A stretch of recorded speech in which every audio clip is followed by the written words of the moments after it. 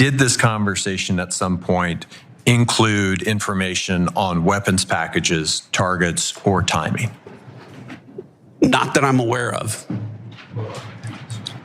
Director Gabbard, same question. Same answer. There was no classified material that was shared in that. So then, signal if there was no check. classified material, share it with the committee.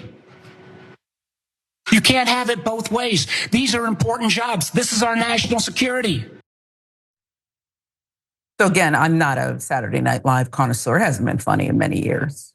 Except once in a while they catch a flyer. This I would suggest to the producers, don't change a word. Put a wig on a couple people and just act out the skit.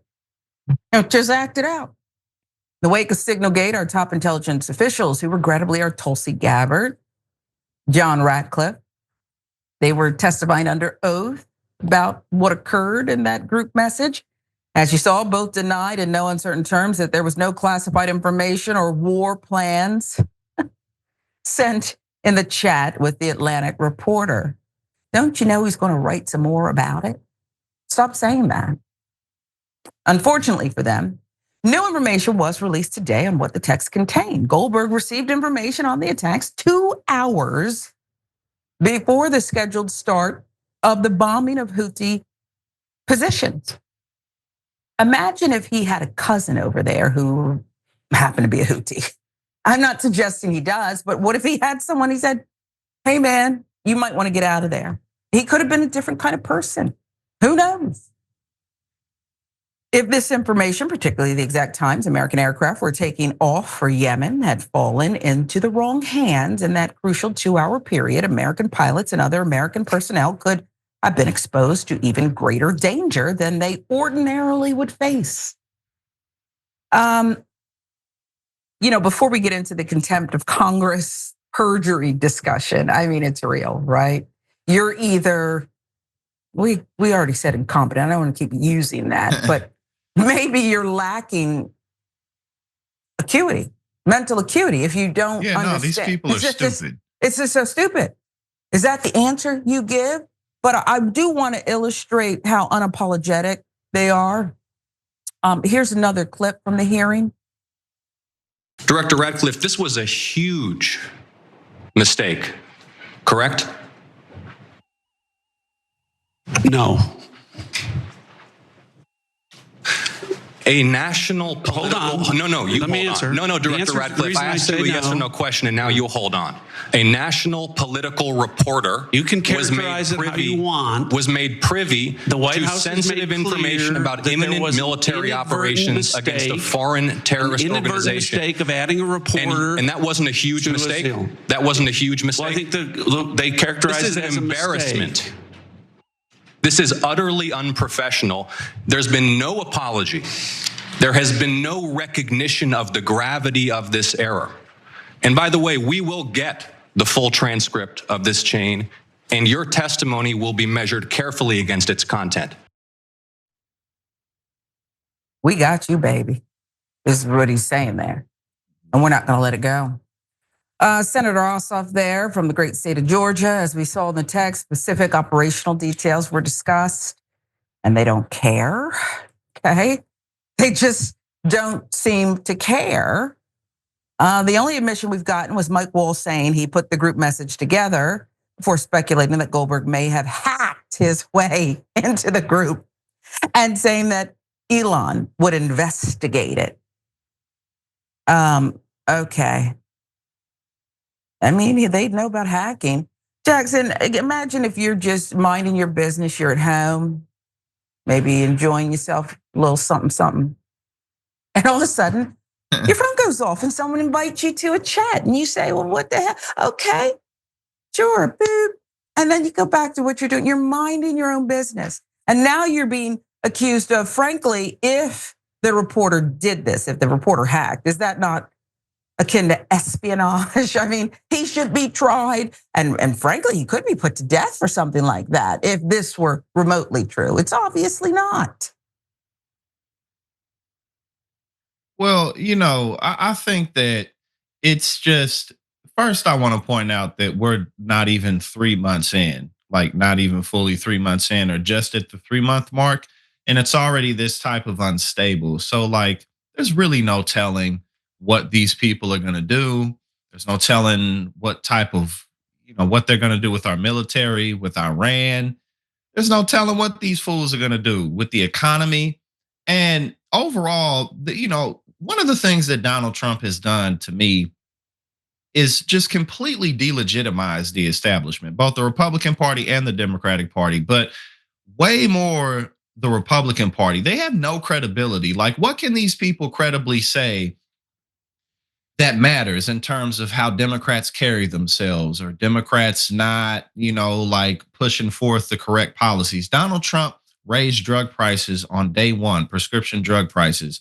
Every day he's threatening to make Canada the 51st state, talking about Greenland, Panama, Mexico, these tariffs that he keeps putting in and changing his mind about.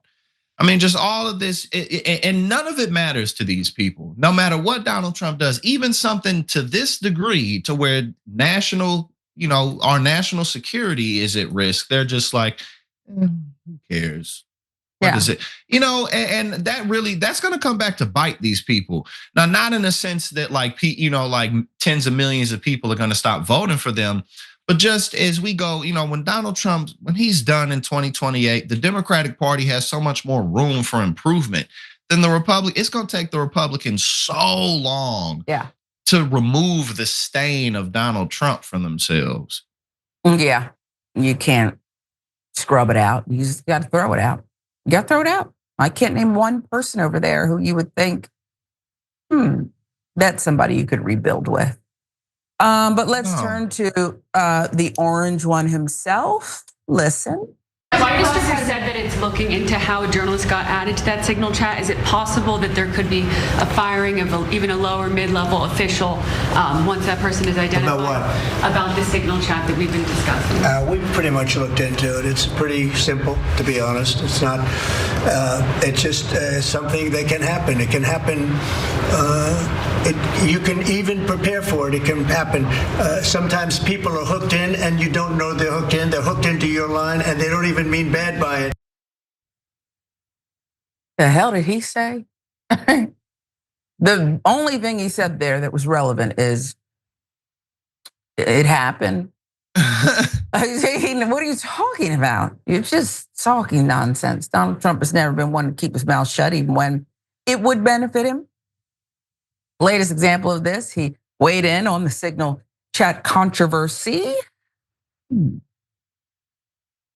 If there was anyone other than Hillary Clinton, they would be in jail right now. Nobody is above the law, not even Hillary Clinton, even though she thinks she is. Mishandling classified information is still a violation of the Espionage Act. When you have the Clinton emails, on top of the fact that the sitting president of the United States admitted he had documents in his garage, they didn't prosecute, they didn't go after these folks.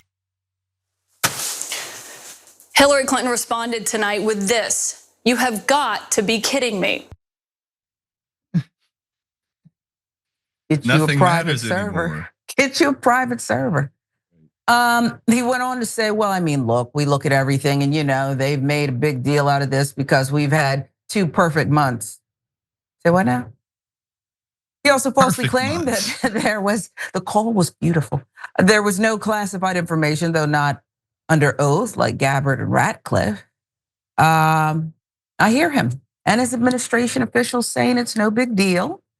But I also remember them making a huge deal about the mishandling of the classified information. You saw it there, the email montage of Hillary Clinton, jail her, lock her up. This is outrageous. How come no one's complaining about Marco Rubio, by the way? Okay. He thinks he can just lay low. Somebody's got to step up. Somebody's got to say, we probably shouldn't be on here, guys. Dad's going to find out, something. Somebody, anybody, okay? 60% of Republicans, because you mentioned the party, Jackson, are concerned. They're concerned. This is what the polling is showing. Only 60% is my concern. That would be my concern. But your own party. That's significant, though. It's significant. I had my one I don't know why I have to identify him as this, but I think it's self-explanatory. He's my one Black Republican friend who goes hard. And he texted me today and he said, my family member who's in the military is a Trumper, and even he is a little upset about this. I wasn't even going to write him back, but then I just said, well, I guess he got what he voted for. I mean, what do you want me to say, man? Right. Okay, I give you the last word. Well, who could have saw any of this coming? You know what I'm saying? Like I can't get enough of people like I thought Trump was I thought Trump was going to straighten up and get his act together. Like your tea, didn't he? Why the hell would you think this? Like, why the hell would you think that this dude, he's sitting in the office looking like, have you ever seen that show Touched by an Angel? Do you remember that show? Have. Looking like he got halo light on top of his white wig. The soft lighting. And like kind of like my forehead right now. You know what I'm saying? Like he just got this white wig on top of his head, and they ask him about it, and he's like, huh? What? Yeah, I don't know anything about it. I don't know what the hell's going on, man. And then he's like, we had 2 perfect months. Like, what the hell does that even mean? Like, this is so stupid.